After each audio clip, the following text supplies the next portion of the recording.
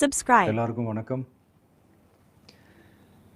இந்திய அரசியல் சாசனம் நம்ம தமிழ்நாட்டில் இருக்கிற எல்லாருக்குமே கொடுத்துருக்கிற உரிமையில் ரொம்ப ரொம்ப முக்கியமானது ஓட்டிங் ரைட், வாக்குரிமை. ஒரு மனுஷன் உயிரோடு இருக்கான்றதுக்கு அடையாளமாக இருக்கிறதுல அவனோட ஓட்டுரிமை ரொம்ப முக்கியம். அதனால தான் voting is not only our right but also our life. ஒரு முக்கியமான விஷயத்தை பற்றி இப்போ நான் உங்ககிட்ட ஷேர் பண்ண போகிறேன். இது நான் ஃபஸ்ட்டு கேள்விப்பட்ட உடனே எனக்கே ரொம்ப ஷாக்கிங்காக தான் இருந்தது. இப்போ நான் பேசிகிட்ருக்கிற இந்த நேரத்தில் தமிழ்நாட்டில் இருக்கிற நம்ம யாருக்குமே ஓட்டு போடுற உரிமையே இல்லைன்னு சொன்னால் நம்புவீங்களா?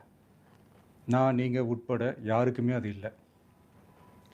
நான் பயமுறுத்துறேன்னு நினைக்காதீங்க, அதுதான் நிஜமும் கூட. கொஞ்சம் ஏமாந்தால் நம்மளை மாதிரியே இன்னும் லட்சக்கணக்கான பேருக்கும் இதே நிலைமை தான். ஓட்டு போடுற அந்த உரிமையே இல்லாத மாதிரி ஒரு நிலைமை வந்தாலும் வரலாம்.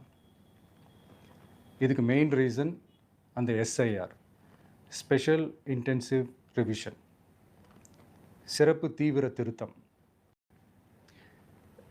இப்போது இந்த எஸ்ஐஆர் நம்ம தமிழ்நாட்டில் எப்படி ஒர்க் ஆக போகுது? கடந்த ஜனவரி மாதம் எடுத்த அந்த கணக்கெடுப்பில் 6,36,00,000 வாக்காளர்கள் நம்ம தமிழ்நாட்டில் இருக்கிறாங்க. ஆனால் அவங்க யாருக்குமே இந்த ஓட்டு போடுற உரிமையே இல்லை.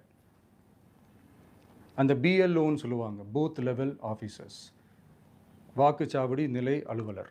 அவங்க தான் வீடு வீடாக போய் அந்த ஃபார்மை கொடுப்பாங்க. அதை நம்ம ஃபில்அப் பண்ணி கொடுக்கணும்.